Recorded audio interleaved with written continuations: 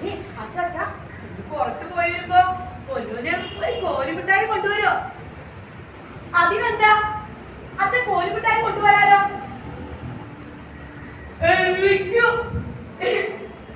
എനിക്കും വേണം കോലുമിഠായി. പൊന്നൂന് എനിക്കും വേണം കോലുമിഠായി. അതിനെന്താ എന്റെ രണ്ടു മക്കൾക്കും അച്ഛൻ കോലുമിഠായി കൊണ്ടുവരാട്ടോ. ആഹാ ഇവിടെ ഇരിക്കുക രണ്ടാളും. കേട്ടാ നമുക്ക് പോണ്ടേ? പൊന്നു ദേ മേശപ്പുറത്ത് ഭക്ഷണം എടുത്തു വെച്ചിട്ടുണ്ട്. അതുപോലെ നന്നായിട്ട് പഠിക്കണം, എഴുതണം. അച്ഛനും അമ്മയും വൈകുന്നേരം വരുള്ളൂ കേട്ടോ. ആ പൊന്നു ചേട്ടന് ഭക്ഷണം എടുത്ത് കൊടുക്കണം കേട്ടോ. പൊന്നുന്റെ ചേട്ടനല്ലേ? ശരി അമ്മേ, ഞാൻ എടുത്ത് കൊടുത്തോളാം. ചാച്ചാ കേട്ടോ, വാ പോവാം.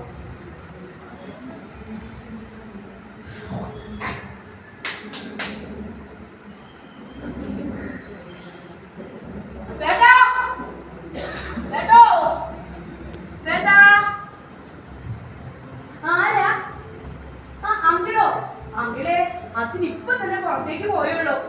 എന്താ ചെയ്യാ?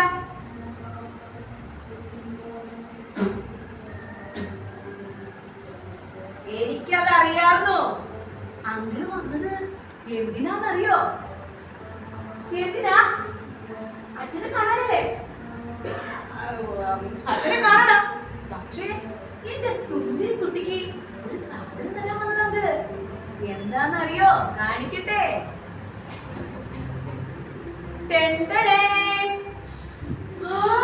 ചോക്ലേറ്റ്. എനിക്ക് എന്ത് ഇഷ്ടമാണെന്നറിയോ? അങ്കിളെ പൊന്നിന് താ. അങ്കിളെ അങ്കിളെ ഈ തരാണെങ്കിൽ അങ്കിളിന് കുറെ കാര്യം ഞാൻ പറഞ്ഞു തരോ. എനിക്കും ചോക്ലേറ്റ്. എനിക്കും പൊന്നോ.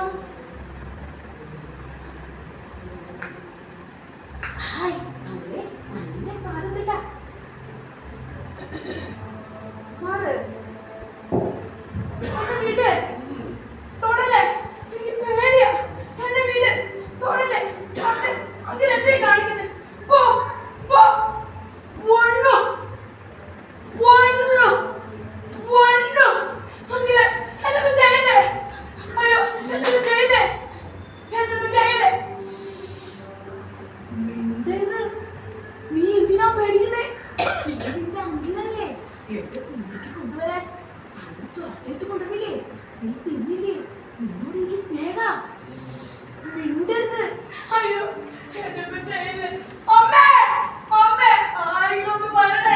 എനിക്ക് പേടിയാണ്. പോ എന്നെ തൊടല്ലേ. പോ പോ. നിന്റെ പോലെ പൊന്നുകളി ഞാൻ നിന്നെ ഞാനുണ്ടല്ലോ. എന്നൊന്ന് ചെയ്യല്ലേ. ചെയ്യല്ലേ. വിട്. പോ പോ.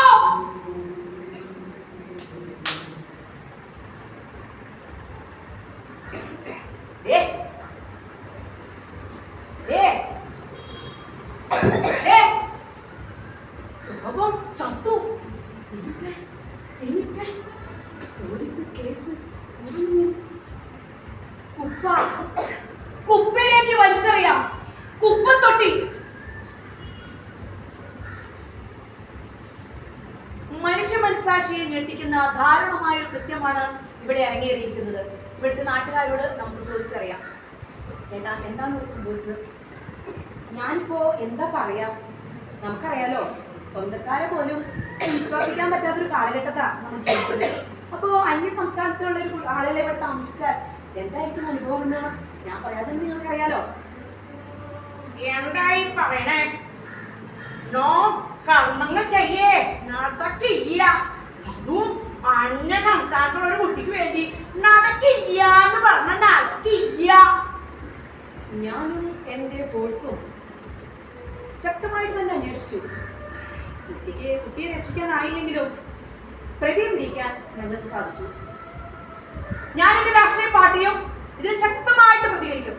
ഞാൻ ശക്തമായി തന്നെ ഇതിന് പ്രതികരിക്കും. ഞങ്ങൾ അണിനിരക്കും.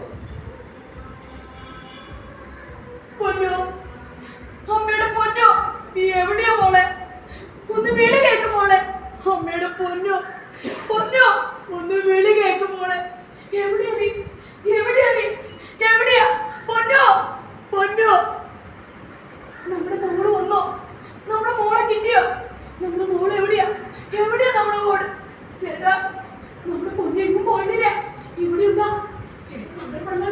ചേച്ചി സങ്കടപ്പെടണ്ട. പൊന്നു, അവിടെ എന്താ ഒരു ആൾക്കൂട്ടം?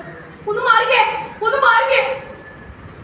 അയ്യോ ഏട്ടാ, നമ്മുടെ മോള് ഏട്ടാ, ഓടി വാ, ഓടി വാ, ഇങ്ങോട്ട് വാ ഏട്ടാ.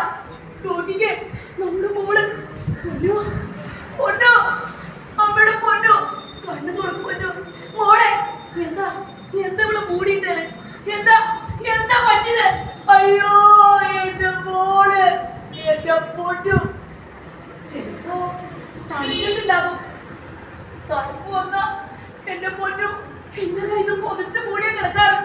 ഞാനും പൊന്നു ഇങ്ങനെ കെട്ടിപ്പിടിച്ചു കിടക്കും. അമ്മയുടെ ചങ്കാണ് എന്റെ മോള്. അതുകൊണ്ടായിരിക്കും. കണ്ടോ ഏട്ടാ, ഇവിടെ വാ മോനെ. നോക്കിയടാ, നിന്റെ ചേച്ചി നോക്കിയടാ. പൊന്നു, പൊന്നു, പൊന്നു, പൊന്നു, പൊന്നു. മോനെ, ഇത് അവതാരമാണ്. നോക്കിക്കേ, നമ്മുടെ പൊന്നു പൊതിച്ച് മൂടി കിടക്കണു. ആർക്കും ഗതി വരുത്തരുതേ. വലിയ മഹത്വമാണ്. ആർക്കും ഗതി വരുത്തരുതേ.